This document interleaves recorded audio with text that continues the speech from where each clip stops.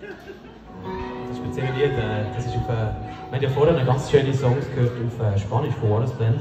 Und ich habe gar nicht gewusst, dass diese Spanisch kann. Ich habe ja vorher erzählt, dass ich, also beziehungsweise meine Eltern aus Dänemark kommen, aus dem höheren Norden. Mi Español ist muy mal, also so viel zu dem. Aber Dänisch kann ich gut, das ist meine Muttersprache und ich habe 2 Geschwister.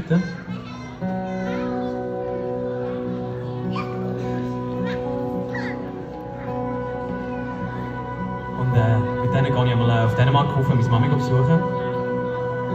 Und einmal habe ich meinen Bruder auf Besuch gehabt.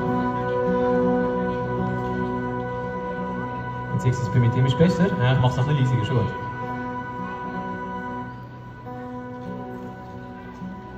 Sorry, wir müssen das nicht mehr improvisieren. Aber weiter in der Geschichte. Wir sind in Dänemark immer noch. Und mein Bruder hat schon ein bisschen früher als ich zurückgehen in die Schweiz, nachdem wir das Mami besucht haben. Ich bin dann alleine mit dem Auto am Abend in der Nacht durch die dunkle Autobahn gefahren von Flensburg, wo ich ihn am Bahnhof gebracht habe, auf Heldersleben, auf Hadersleben. Und während dieser Autofahrt, am dunklen Abend, hatte ich eine Idee für das Lied. Und das ist eben auf Dänisch. Und ich bin gespannt, ob es irgendjemand da hat, wo ein Wort davon steht. Ich verrate nachher, um was es gegangen ist oder was es geheißen hat. Aber vielleicht zum ersten Mal im Theater Uri ein Lied auf Dänisch. Definitiv das erste Mal ein Lied auf Dänisch auf dem Balkon vom Theater Uri.